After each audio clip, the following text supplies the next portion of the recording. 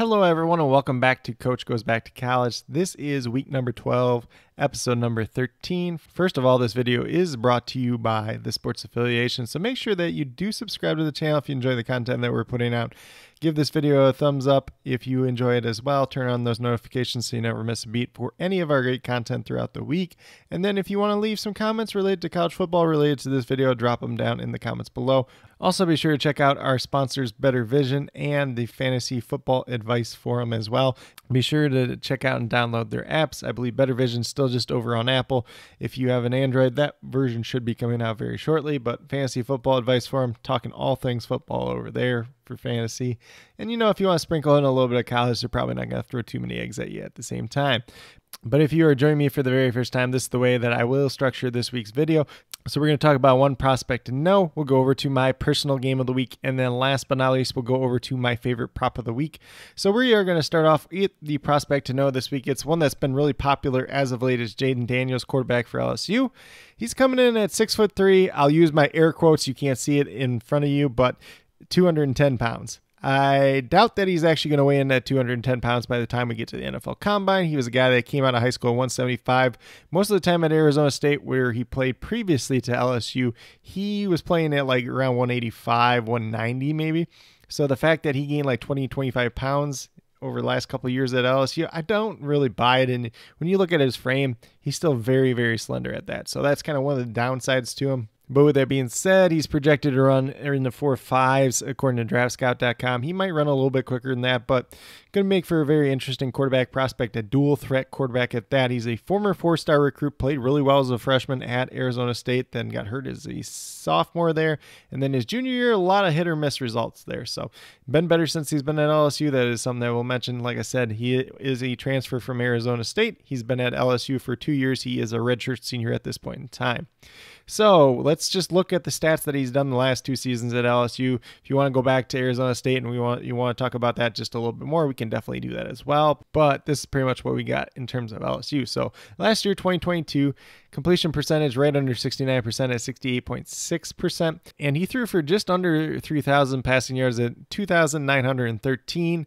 17 passing touchdowns, 3 interceptions, so not bad stats there. He's been pretty good throughout his career in terms of touchdowns to interception ratio outside of his junior year at Arizona State where it was 10 touchdowns, 10 interceptions. So been pretty good in that regard throughout his career. He had 186 carries last year, resulting in 885 yards and 11 rushing touchdowns.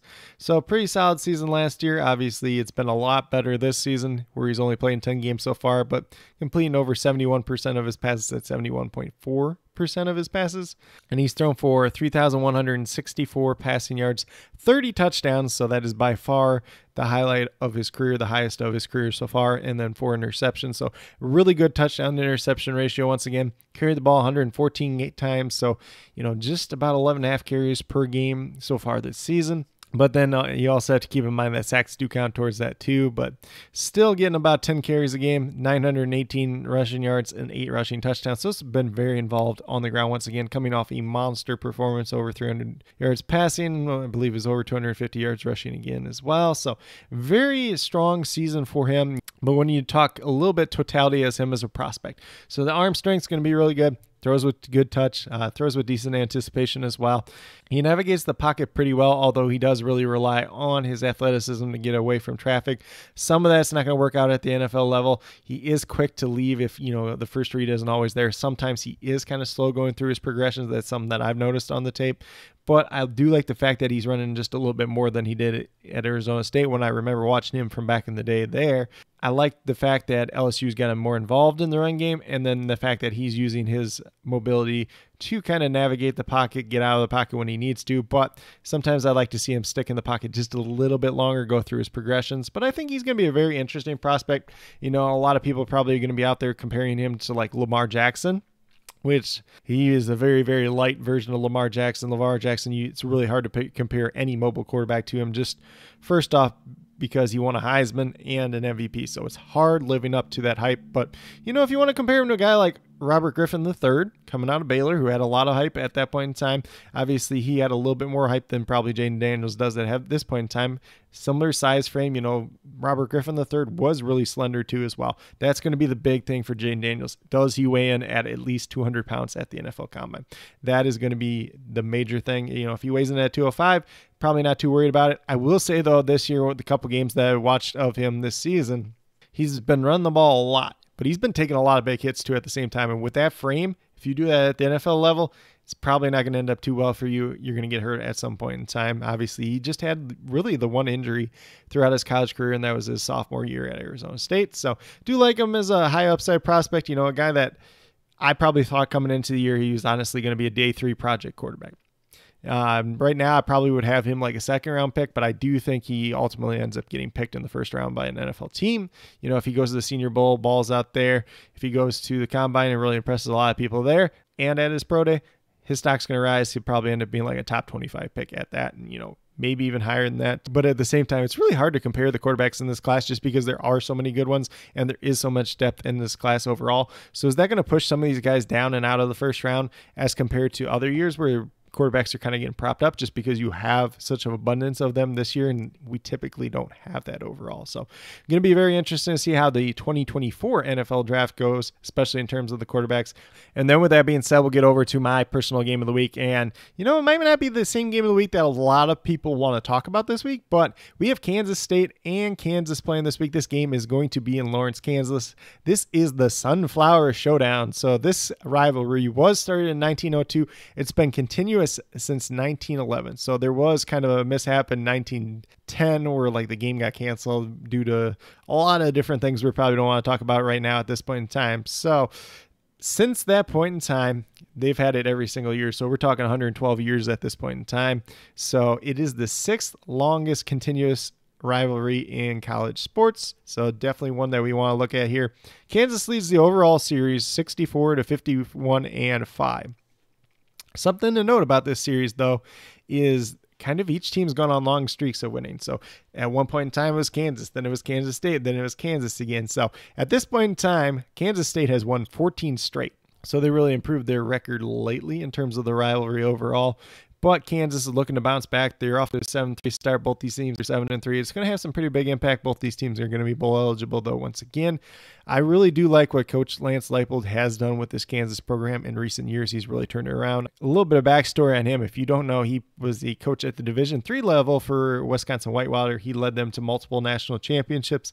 He left there, went to Buffalo, kind of turned that program around a little bit. Then he went to Kansas, and he's really starting to turn around. So one of the more underrated coaches in all college football. And if you look at what we got for this week overall, Kansas State is 9.5-point road favorites, which is not something you're going to see too often. I think these two teams, at least on paper, are pretty close. So I would expect that to be closer than that 9.5 points. Over under on this game is 57.5. So expect there to be some points being scored, which is kind of nice after the last couple of weeks for my game of the weeks, where it's been like 40 points or less for our over under totals. Although some of them have hit the over on that at the same time. This game will be taking place at 6 p.m. Central Time, 7 p.m. Eastern Time. And then if you're any other time zone, just adjust accordingly. And that will be on FS1 for this week overall. So if you're not local, you're probably not getting it. But if you got FS1 and you want to check it out, if you want to use some other type of streaming service, check it out. Definitely one that I would recommend for this week overall. And this is only the second time throughout that 100+ year history that both these teams are ranked at the same time when they are playing each other. So keep that in mind. We don't see it too often. We're seeing it right now. Hopefully you see it a lot in the future, though. And then with that being said, we'll get over to my favorite prop of the week. So we're going to start off by doing the recap of last week. So Talia Tagovailoa hit the over for us last week, so that improves our season-to-date record to 7-5. So if you've been following me for a while, you know it's kind of back and forth all season, but we hit 2 in a row now. We're going for that third one in a row. I think we did have 1 3-in-a-row streak earlier this season, though. We're going to the quarterback for Michigan State, and it's Caden Hauser, under 181 passing yards for the game this weekend. This is the first under that I've done for my favorite prop of the week so far this season. This number is from PrizePicks. It will vary site to site, too. I know I do a lot of straight betting on BetUs, and I think his number was like 175 or 173.5 over there. He has hit the under in every game so far this season. His career high in passing yards is 165 passing yards. He has never had more than 29 passing attempts in a single game. Goes against Indiana this week, so this is part of the reason the number is high. So Indiana is allowing 253 passing yards per game, which is 105th in the country. But at the same time, they're really bad against the run too. So they're 98th against the run, allowing 173 rushing yards per game. I think Michigan State's going to rely on that running game, Nathan Carter and company. And that's really what's going to prop it up. And then Hauser's probably only going to throw the ball, 22 times. So it seems pretty likely that he's not going to hit that passing yard mark at this point in time. Obviously, it looks good on paper just because of the Indiana matchup, but at the same time, he's never done it in his career. He started like 5 games now at this point in time. Like I said, he's never thrown more than 29 pass attempts in a single game. He's never thrown for more than 165 passing yards in the game. So definitely one that I do like quite a bit this week. Gives us a little bit of leverage since, his high on the season is 165. He has to do 17 yards better than that. So obviously anything can happen on any given week, but do like this one quite a bit. But with that being said, that's pretty much what I do have for Coach Goes Back to College, week number 12, episode number 13. As always, if you have any college football thoughts for this week, be sure to drop them down in the comments and we can have a discussion down there as well. But with that being said, that's pretty much what I do have for today. I do ask that you do subscribe if you are enjoying the content that we're putting out over here at the Sports Affiliation channel. Give this video a thumbs up if you enjoyed this video as well. And like I said, if you want to talk anything college football, leave it down in the comments or reach out to me on Twitter, on X, at Coach Craig Sport, and be more than happy to talk some college football with you over there as well. And then last but not least, if you want to get into some of that sports betting, that prop betting action, be sure to check out the links down in the description below for PrizePicks, ParlayPlay, and BetUs. If you have any specific questions related to those, feel free to reach out to me at Coach Craig Sport on Twitter as well. Be more than happy to help you as you start out that journey as well. But with that being said, that's all that I truly have for this week of Coach Goes Back to College, week number 12, episode number 13. Definitely do appreciate each and every one of you tuning into this video. Definitely means a lot to me. I know it means a lot to the rest of the Sports Affiliation crew as well. I hope that each and every one of you have a great rest of your day, no matter what day you're watching this on. A great weekend overall, filled with some college football, week number 12.